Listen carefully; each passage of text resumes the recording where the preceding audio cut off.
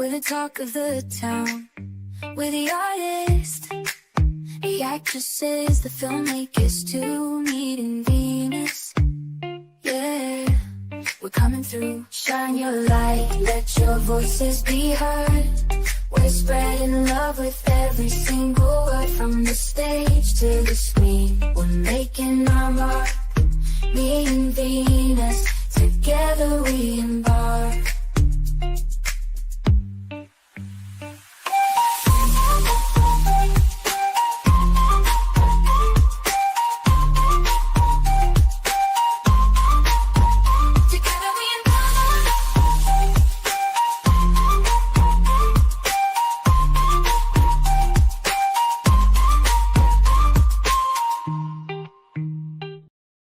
Hello, good afternoon. I'm very happy today to welcome artist Jodi Fleisher. Hi, Jodi, how are you? Hi, I'm good. Thank you. Welcome and thanks for accepting the live. First, I want to ask you about your interest into the arts. How did it start? Oh, goodness. I think I was kind of born into it. I started doing theater when I was 6, and my mom had already put my brothers into community theater, so I fell in love with it instantly, and I was like a big show off as a kid, and I asked my mom to do pageants and voice lessons and singing, and I got bored with the ballet because I'm not much of a dancer. But I loved doing theater. So yeah, I did it all through junior high and high school, and then I decided to pursue it professionally and go to college for acting. Yes, you studied musical theater, right, in Arizona? I did. I got a BFA in musical theater at U of A in their conservatory program. I couldn't decide if I wanted to do musical theater or film and TV, and they kind of had a program that combined them both. And I auditioned and got into the musical theater programs. I said, okay, I'll go there. And I had a scholarship because I was an Arizona resident. So it just kind of made sense. Very good. And tell me, I imagine from childhood to teen, you performed a lot in front of live audience and while studying as well. Tell me, what were your first step as a professional performer? Let's see. My first step was, I think when I was 8 years old, I was doing a show it was like a takeoff of Snow White and the Seven Dwarfs, and I was the silent one, like Dopey, except it was called Tweety. And there was a manager there, and she signed me. Her name was Gay something.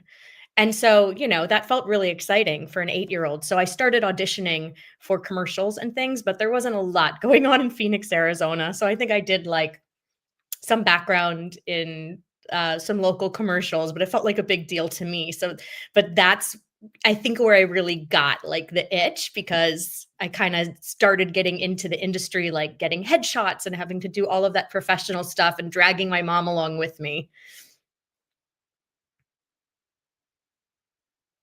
And I've seen. Yes, we have here your biggest fan. Can you see the commentary? This is your daughter. Hi. Sierra. Yes, she's an aspiring actress too. She has a film going to all the festivals right now. So I was like, It runs people think in I'm the cool. family. It runs in the family. Yeah.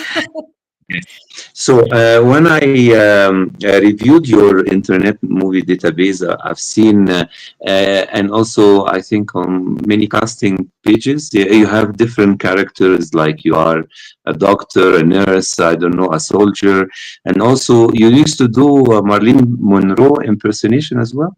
That's right. So that's something I fell into because of my musical theater background, and I got assigned a scene in my very serious acting class when I first moved to LA to play Marilyn in the play After the Fall. So I got the wig, and as you know, I'm a singer, and in musical theater, I studied, a lot of that 50s style and 60s style musical theater. So it came really naturally, and I discovered that it actually could be a very lucrative side job that I never intended, and ended up auditioning at Universal Studios because I just realized that gigging as Marilyn was a way better side job than waitressing. And so I was really lucky to find that. And it was never something I intended or like wanted to be known as. It just kind of became my side gig, and I worked at it really hard. So I became pretty good at it. Yes. According to you, why until now Marilyn, besides other actress and from her generation, still like a fascinating figure for women and men until now? I don't know. And I didn't have that fascination. I wasn't like a huge fan more than other stars from that era. I had got a poster right before I moved here because it happened to be something I saw when I was doing summer stock and thought that'd be a good Hollywood inspiration. So I think she just came to represent everything that's glamorous about Hollywood. And maybe because she died so young, Yes. people immortalized her and made her more mysterious and more immortalized at that age, in her 20s and 30s, because she never grew old. And because her death was so mysterious, she just has such a special charm to her and such a Cinderella story too, because her past is so painful. So, but I do think there's something about her face that just her energy that makes you fall in love with her. And I found like I could channel that when I was her, and I could bring out something in myself that wasn't there when I didn't have the mask on, and like my own inner glow that would draw people in. And then I started understanding what it was that made people feel loved in her presence. Yes. Yes. I've seen as well that you worked in reality TV and sitcoms. So right now, do you think right now this experience for you were fulfilling, or you still have a lot of energy and a lot of, creativity you would like to inject in your forthcoming roles? Yes. No, I honestly, I think I did reality a long time ago, before I had kids, and I was hustling to do whatever little jobs I could pick up just so I could maintain being an actor and not have to get like a real job. I ended up getting an at-home real job after I had kids. So that's taken up a lot of my time, but taught me a lot, but has allowed me to still audition. So I still love doing theater. I put it on hold for a little bit because it was just too hard to manage the rehearsal schedule For with sure. small kids.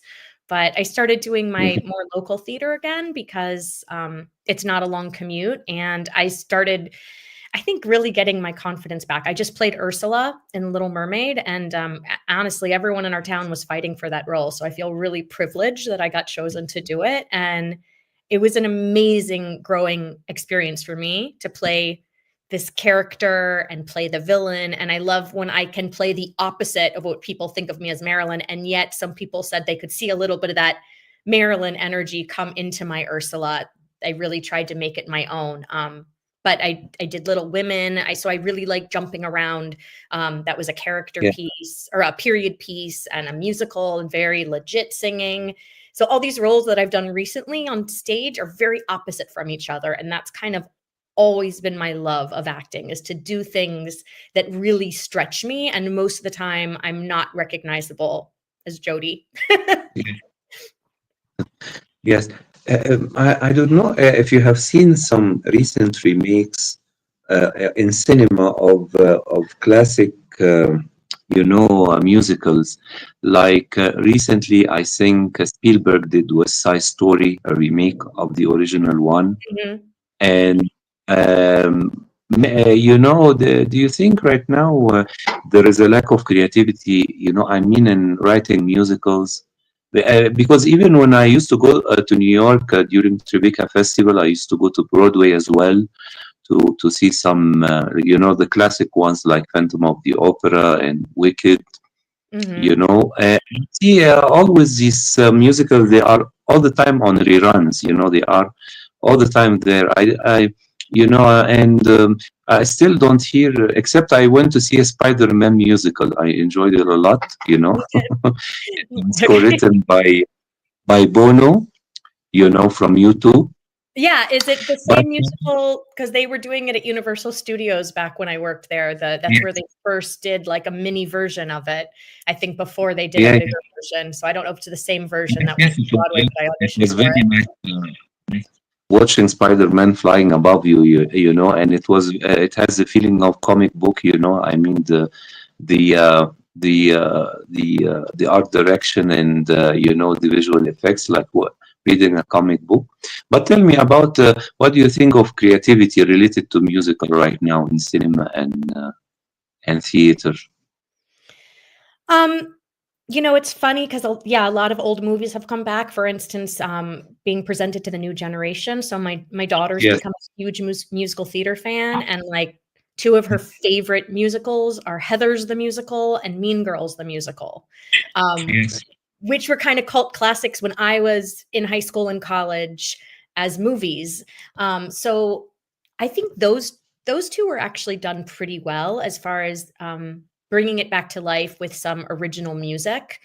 But then I saw Back to the Future the other day at the Pantages, and it wasn't hmm, my jam. Everyone in it was very good, but I was thinking about that. I would talk to my daughter a lot about, where's the originality? They're bringing back all these old movies and making them into musicals, and a lot of the music just feels generic or not necessary. Um, but I think there are a lot of original musicals, and because I'm not in New York and I haven't been as active in the theater scene, I'm not as up on new musicals as I used to be. But there is some originality. There's just, I think, the mainstream box office stuff that keeps regurgitating, and I don't find that as interesting. But I was just listening to Dear Evan Hansen and some of those type of new coming of age musicals that do have beautiful music and important stories to tell. yes. I've seen as well that you do a lot of philanthropy and community activities. So, what can you tell us about them as well? I wish I could do more. Since having kids, I don't really have much time, and I definitely don't have much money. But I was very into animal rescues, and I used to foster dogs a lot. But since having Yes, kids, yes. every time I tried to foster an animal, I just kept them. So I've had a lot of foster pets. Right now I have two dogs and a cat, and they were all rescues. Um, let's see, I've started getting a little bit more involved with my Jewish community and doing some charitable events there that they do, blood drives and food drives and giving back days like that, and volunteered my time to sing in the choir at my temple, which was very spiritually fulfilling for me, and I did that after my last show. So those are kind of the ways that I can try and give back what I have to give, Yes, my music, and my love of animals. yes, me too. We have three dogs and six cats right Oh now my here. gosh, 6 cats. We just got our first pet ever, and I always thought I was a dog person, but she's hilarious. I mean, she's not as loyal to me as my last puppy that passed away, but she keeps For us on our sure. toes and laughing. So we may get more cats in the future, but with 3 animals and 2 kids, it's already a zoo in this house. And your kids, they have a favorite role of yours. They like to see you doing it. Um, they usually, especially when I'm in a show, they try to come many times.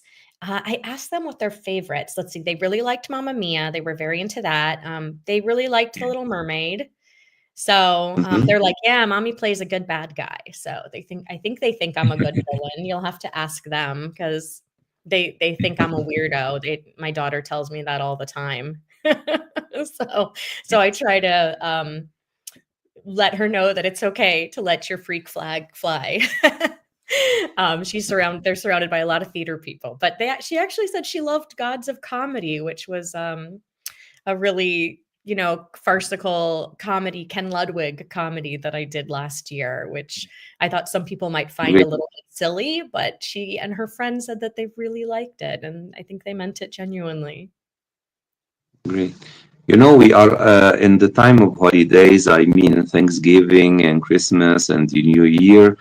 And it's time as well for wishes, I mean personal and professional. And do you have certain aims for the upcoming period you would like to achieve? I do. Oh gosh. I mean, so much. Where to begin? I like some peace in the world, in the Middle East and Yeah, in America, and I please. don't know how that's going to happen, but so I'm a little very nervous about the future politically, for America and the world. We have Captain America. You have what? We have Captain America, and the Oh, Avengers and Batman and everything. that would be great. And the I penguin. we need them to take over. Yes, we could use some superheroes, as it was saying in the original Spider-Man musical. We could use a hero right now. Yes. My my family struggles But emotionally with a lot of can you hear me? Tina said we don't. Yes, Tina Turner said we don't need another hero, if you remember. That we don't need another hero. Tina Turner. Oh, okay, Tina. Okay, Yes, touche. yes. But I'm more peace. hoping for kind of Peace like and the quiet. well-being of all my family, and obviously my husband and I both love acting, and we'd like to make more of our income acting instead of our other behind the scenes jobs. So I'm really hoping to do a lot more TV and film this year. And I know my Sure.